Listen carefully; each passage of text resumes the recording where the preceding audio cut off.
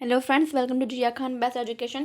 तो फ्रेंड्स, आज की वीडियो आपके लिए मोस्ट इंपॉर्टेंट वीडियो होने वाली है, क्योंकि आज की इस वीडियो में मैं आपको चैप्टर 6 जो कि है लाइफ प्रोसेस, उसके जो आपका ट्रांसपोर्टेशन टॉपिक है उसमें जो आपका ह्यूमन हार्ट दिया, तो पूरी मैं आपको इस तरह से बता दूंगी। आपको जो बुक है ह्यूमन हार्ट का टॉपिक है वो आपको पढ़ना नहीं पड़ेगा। और साथ ही जो आपका 5 मार्क्स का क्वेश्चन है जो कि मोस्ट इंपॉर्टेंट क्वेश्चन है, डबल सर्कुलेशन, उसके बारे में बताऊंगी। डबल सर्कुलेशन किसे कहते हैं और उसके फंक्शंस क्या है, स्ट्रक्चर क्या है, वो सब कुछ, और किस तरीके से ब्लड फ्लो करता है, सब कुछ आज की वीडियो में आपको कवर करने वाली हूँ। और मैं आपको जिस तरह से बताऊंगी आपको इसी तरीके से पेपर में लिख कर आना है, क्योंकि बिल्कुल एक अच्छी लैंग्वेज मैंने आपको दे दूंगी आज की वीडियो में, जिससे आपको काफ़ी ज़्यादा इजी रहेगा याद करने में भी और लिखने में भी। तो द ह्यूमन हार्ट, तो आज की वीडियो शुरू करते हैं मेरा टाइम वेस्ट किए। तो the heart is a muscular organ which is as big as our fist. जो हार्ट है हमारा एक मस्कुलर ऑर्गन है जो हमारे मुट्ठी, फिस्ट मतलब मुट्ठी के बराबर बड़ा है। Because both oxygen and carbon dioxide have to be transported by the blood, the heart has different chambers to prevent the oxygen rich blood from mixing with the blood containing carbon dioxide।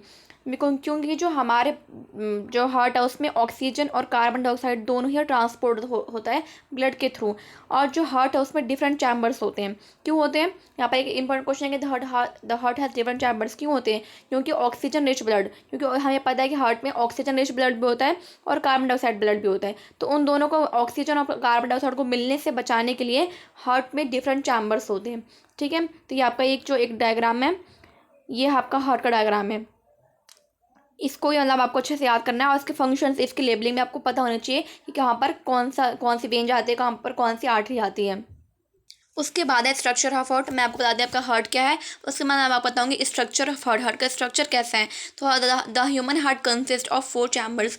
जो human heart है मतलब मनुष्य का जो heart है वो उसके 4 chambers होते हैं। पहले तो 2 चैम्बर्स होते हैं और 2 लोअर चैम्बर्स होते हैं। तो पहला 2 अपर चैम्बर्स और दूसरा 2 लोअर चैम्बर्स। 2 अपर चैम्बर्स मतलब 2 upper chambers are called atria और auricles. These are right atrium and left atrium. These receive blood from large veins. Vena opens in right auricle, right atrium, and pulmonary veins open in left auricle, left atrium। तो देखिए जो 2 upper chambers होते हैं वो होते हैं हमारे क्या, एट्रियम या फिर एट्रियाई बोल सकते हैं, फिर ऑरिकल से बोल सकते हैं। तो ये हमारे 2 अपर चैम्बर्स होते हैं। उसमें क्या होता है, राइट एट्रियम होता है, लेफ्ट एट्रियम होता है। ये क्या करते हैं, ये ब्लड को रिसीव करते हैं लार्ज वेन्स। लार्ज वेन्स कौन सी होती है, वेना केवा जो होती है वो लार्ज वेन्स होती है। तो वेना केवा से ये ब्लड को रिसीव करते हैं। कौन रिसीव करता है, हमारे एट्रियम। एट्रियम जो है ब्लड को रिसीव करते हैं वेना केवा से। और यहाँ पर दूसरी लाइन ये है कि वेना केवा ओपन कब होता है। वेना केवा क्या है, बेसिकली वेना केवा एक वेन है और वो ओपन होता है जब राइट एट्रियम में जब ब्लड जाता है तब वेना केवा ओपन होती है, और पल्मरी वेन ओपन होती है जब लेफ्ट एट्रियम में ब्लड जाता है। उसके बाद आपके two lower chambers are called ventricles. अब मैंने आपको बता दी एट्रियम क्या होता है, और एट्रियम क्या करते हैं, ये करते हैं ब्लड को रिसीव करते हैं। और इसमें क्या आता है, राइट एट्रियम और लेफ्ट एट्रियम। उसके बाद lower chambers, 2 lower chambers are called ventricles. इन्हें वेंट्रिकल कहते हैं, लोअर चैम्बर्स को, जिसमें आता है लेफ्ट वेंट्रिकल और राइट वेंट्रिकल, आरवी या फिर एलबी। ये क्या करते हैं, अब जो एट्रियम होते हैं वो तो ब्लड को रिसीव करते हैं, और ये वेंट्रिकल्स क्या करते हैं, वेंट्रिकल्स ब्लड को ट्रांसपोर्ट करते हैं लंग्स में और एंटायर बॉडी, मतलब पूरी बॉडी में, पूरे लंग्स में ब्लड को ट्रांसपोर्ट करने का काम जो है वेंट्रिकल्स करते हैं। ठीक है, these chambers are separated by partitions called septa. और जो ये लोअर चैम्बर्स और अपर चैम्बर्स हैं इनको जो सेपरेट कर रखती है एक सेप्टम होता है, जिसका हम बोलते हैं डिवाइडिंग वॉल। ये सेप्टा जो होता है या फिर सेप्टम, इन दोनों को सेपरेट करके रखती है। लोअर चैम्बर्स और अपर चैम्बर्स को सेपरेट करके रखती है ताकि ऑक्सीजन और कार्बन डाइऑक्साइड एक दूसरे से मिले ना। उसके बाद आप यहाँ तक तो आपका पूरा हार्ट का समझ आ गया कि हार्ट में कितने चैम्बर्स होते हैं और हार्ट का फंक्शंस क्या है। उसके बाद आपका डबल सर्कुलेशन, जो कि मोस्ट इंपॉर्टेंट है, पेपर में हमेशा क्वेश्चन पूछे जाते हैं, what is double circulation, explain the function of double circulation. और स्ट्रक्चर में आपको सब कुछ बताना है, आपको इस तरीके से पेपर में लिख कर आना है डबल सर्कुलेशन क्या है।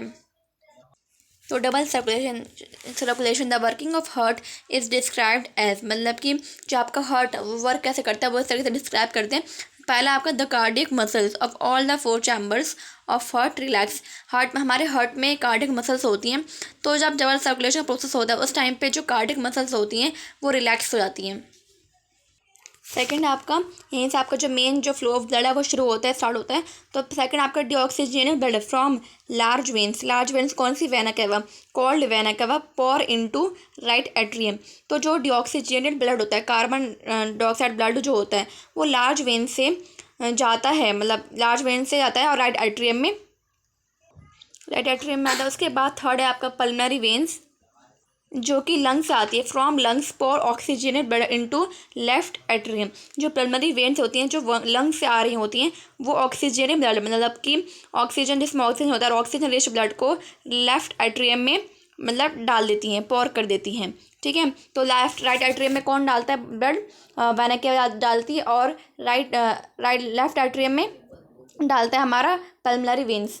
उसके बाद जो होता है द एट्रिया कॉन्ट्रैक्ट। आर्टरिया कॉन्ट्रैक्ट हो गई क्योंकि जो राइट एट्रियम लेफ्ट एट्रियम दोनों ही जो ब्लड है वो चले गया, उसकी वजह से जो एट्रिया है वो कॉन्ट्रैक्ट हो जाती है। उसके बाद क्या होता है? Right atrium pores deoxygenated blood into right ventricle and left pores oxygen blood into left ventricle. उसका क्या होता है? जो राइट एट्रियम होता है, अब देखिए राइट एट्रियम में ब्लड चले गया और लेफ्ट एट्रियम में ब्लड चले गया। उसके बाद जो राइट एट्रियम में जो ब्लड गया वेना कैवा के थ्रू, वो क्या करेगा? वो डीऑक्सीजनेटेड ब्लड, वो क्या राइट एट्रियम में कौन सा ब्लड गया है? कार्बन डाइऑक्साइड नहीं कि डीऑक्सीजनेटेड ब्लड राइट एट्रियम में गया।